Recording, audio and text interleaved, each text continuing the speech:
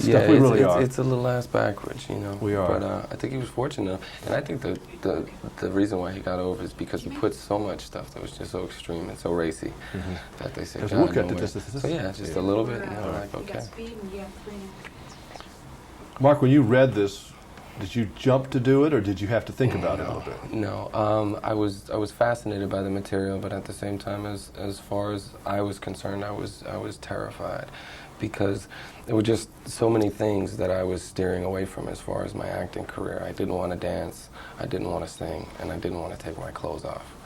And all that stuff kind of happened within the first 30 pages. Yeah, you dancing, you doing everything. And I was like, God.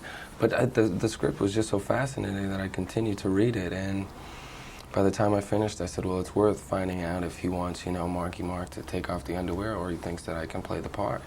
And when I talked to him and he explained his take on it and how he was going to make the film, I thought, wow, I would be foolish to not fight for the opportunity to be in So this movie. really was a case where you really needed to trust, and you had to trust the director to take you. He had your career in his hands. Yeah, basically. everybody really had to put their faith in Paul, but you know, there's no person I'd rather do it with.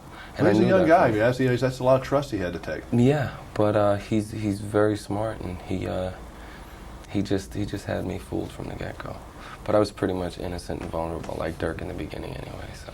Now, when you're working with people like a Burt Reynolds, who comes with tons of baggage, good and bad, into something, did you have a concept of what he was going to be like and prepared for that? You know, I was pretty much in awe of the idea of Burt Reynolds being in the same movie that I was being in. And when I met him, you know, it was nothing like that. You know, it was just him, you know, like everybody else, coming to play a part in this movie. And I thought it was great. He was really helpful to everybody, and you know, it was always somebody that I could go and talk to. And you know, I kind of forgot about all that other stuff until after the movie. I saw a book about Burt and his life, and I started looking at it. I was like, Jesus, if I'd have known a lot of this stuff, then maybe I would have been more intimidated or something. Right? Yeah. Do you are you very narcissistic? I mean, do you avoid looking at yourself? I mean, when you're an actor, it's kind of a narcissistic job anyway. But do you try to avoid maybe seeing dailies and? You know, the only time I go to see dailies is if you know, we're going to continue and I need to really, you know, pay attention and you know, work out the continuity points, and then you know, I'll go. But other than that, I just, you know, want to see it as an audience member.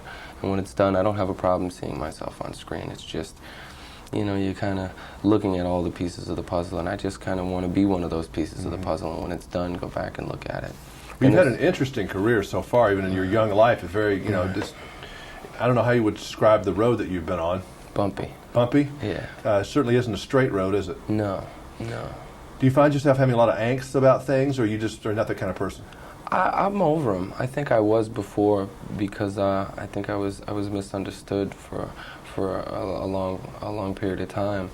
But you know, now that I've done something that I just feel great about, it all kind of went out the window. So is it called confidence? Yeah. Yeah. You had it before, though. You couldn't have done what you did. Yeah, but I had a little bit of cockiness with me, too. Yeah, you know? did. I came right off the street, you know, and I was like, boom. You know, I was kind of, you know, thrown into this world, and, you know, all of a sudden everybody was looking at me, and I was expected to say something. So I said things that my friends would have expected me to say, you know, on the corner, you know.